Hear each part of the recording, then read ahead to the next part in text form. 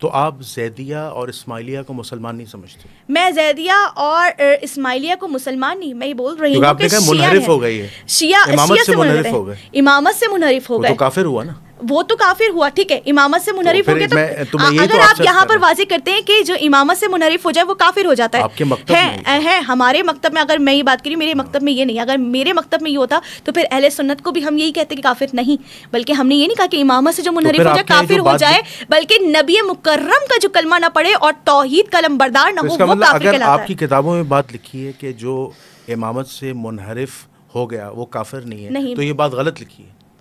ایسا کہیں نہیں لکھا کہ وہ جو امامت سے منحرف ہو گیا وہ کافر ہو گیا، بلکہ یہ کہا جاتا ہے کہ وہ دائرہ اسلام سے، یعنی کہ نبی مکرم صلی اللہ علیہ وسلم کی تعلیمات پہ عمل پیرا نہیں ہے، یہ بات واضح ہے، ٹھیک۔ اگر یہی بات اگر آپ وضاحت میں لے کے آتے ہیں کہ امامت نہیں مانی، تو اس دور پہ خلیفہ امامت سے، آپ کو پتہ ہے صرف ذرا سی بات پر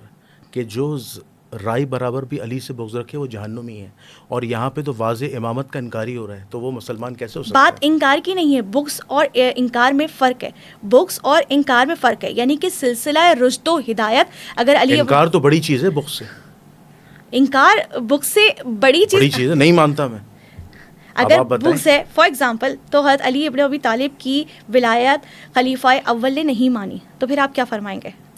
کنہوں نے نہیں مانی؟ خلیفہ اول نے نہیں مانی، ولایت کا اقرار نہیں کیا۔ تو آپ کو پتہ ہے اس کا ریبٹل اہل سنت کیا دیں گے؟ اہل سنت کہیں گے کہ مولا کائنات علی ابن ابی طالب نے حضرت ابو بکر صدیق رضی اللہ تعالیٰ کی بیعت کی ہے، اور یہ شیعہ سنی دونوں کتابوں سے ثابت ہے، اور اس کو شیعہ علماء مانتے ہیں۔ تو آپ مجھے یہ بتائیں کہ